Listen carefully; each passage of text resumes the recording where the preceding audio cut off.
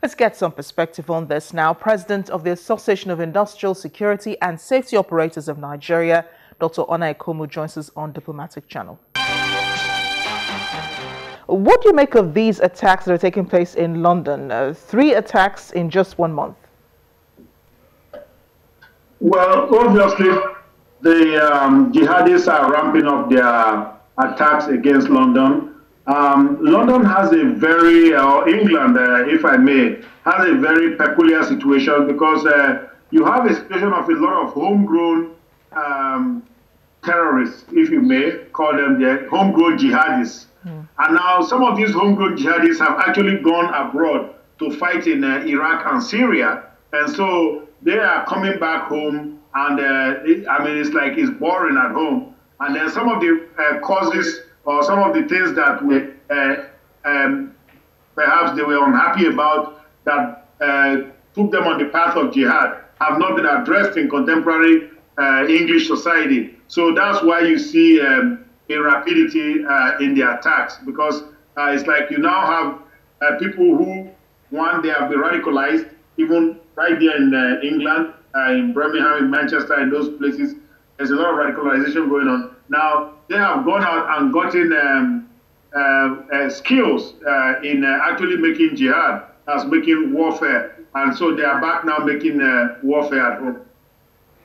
Now, after the Manchester attacks, the Prime Minister, remember, then increased the terror threat to critical, but had to bring it down a notch to severe, because meaning that there could be more attacks. Many more attacks were imminent at that time. Do you think that they should have left it at critical, considering what has just happened?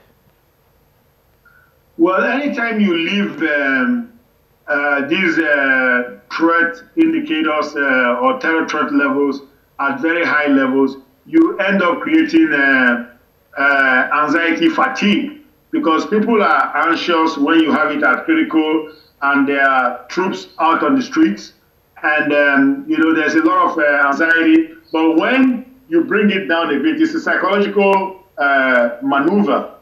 When you bring it down a bit, people feel a little more relaxed. They're like, well, things are back to normal. Because remember, the name of the game here is to try to ensure that the normalcy is restored quickly. But if you leave it at very high, you give the impression that another attack is imminent.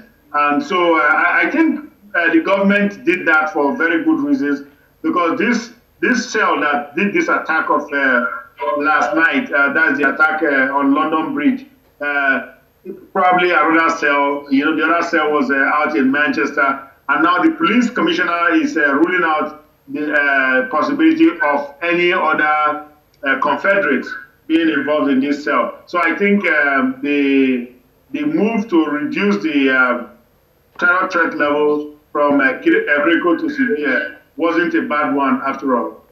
And now the international community, many countries coming up to condemn the attacks. They're also declaring support for Britain and asking and also promising to support Britain in whatever way they can. But in a situation like this, what can other countries really do? What sort of support can they offer to Britain as these attacks have happened?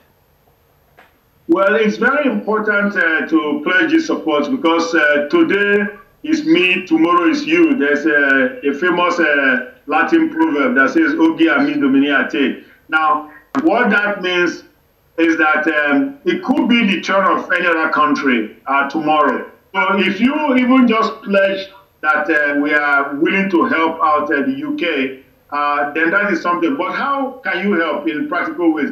Yes, the investigation is ongoing right now, like you know, and there might be evidence that will be churned up that says that that links people in other countries, jihadists in other countries. Now, by pledging support, you are putting your own intelligence and law enforcement resources at the disposal of the British authorities, such that if they do need, it's like what happened in Manchester, the Libyan authorities were quickly able to go and seize the brother of Sama Abedi before he could perpetrate an attack himself. So that's the value of that pledge of cooperation, because you are able to get people to feel relaxed that, if we need their It's kind of a mutual aid association. If we need their help, they will assist us when we need their help. But right now, the primary crime scene is down there on the ground in on London Bridge and at the market, at the Borough Market.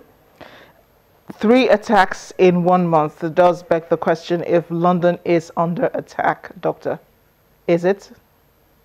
Well, yes, and I'm sorry to say it's not very cheering what I need to say next. That is, we're going to see a few more coming up because just look at the patterns of attack.